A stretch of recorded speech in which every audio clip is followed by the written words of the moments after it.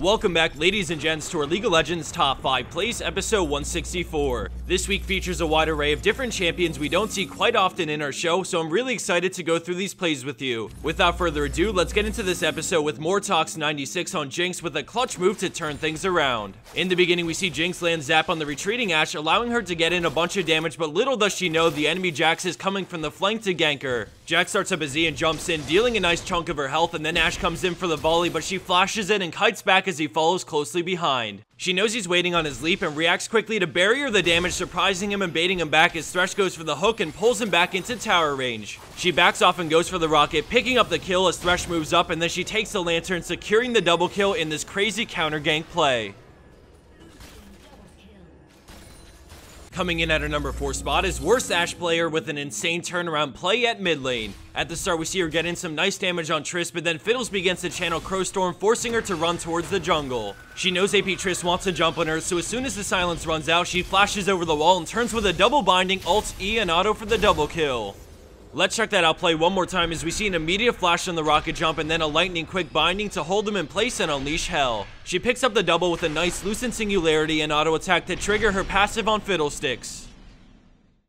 Landing in at 3rd place for this week, we have Stellanova on Teemo using his global taunt to great success. In the beginning, we see Red Team turn things around and then forcing him to back off and retreat to his mushrooms, and now we see the global taunt take effect. He avoids the binding and then gets slow, but he still manages to flash the laser, going straight onto Olaf for the kill as the enemy Thresh escapes just to die to a mushroom for the double. Now left in a 2v2, they hunt down Nunu with the vision from Bloodsense, slaying the beast and then turning over to Lux to pick up the quad in a clustered fight near Dragon.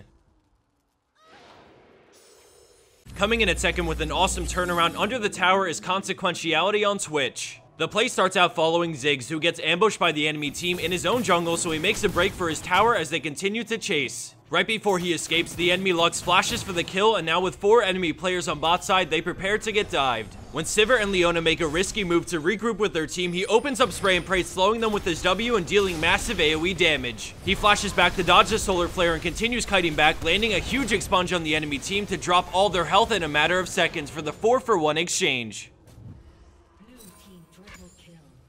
And for our number 1 pro play for this week, we have LTTO on Sejuani with a huge play in a late game team fight. We see them trying to do a sneaky Baron, but the enemy Zed grants vision, so instead LT pulls away and engages on the enemy jungler trying to start a fight. With the ball already on her, she sees an opening to land a 4-man stun into a flash as the shockwave pulls them in into even more CC from Leona, allowing them to crush the enemy team for an immediate 4-for-0 exchange. Although they can't quite finish Ezreal for the ace, this amazing catch on the enemy team is more than enough to secure them Baron and put them in a spot to start taking towers. Let's check that out one more time as we see Sejuani charging in, using the ward to land an epic ultimate and then choosing to flash so that Orionic and Shockwave all 4 into the center for Leona to land her ult as well. Teemo play comes right after, but at this point it's already GG.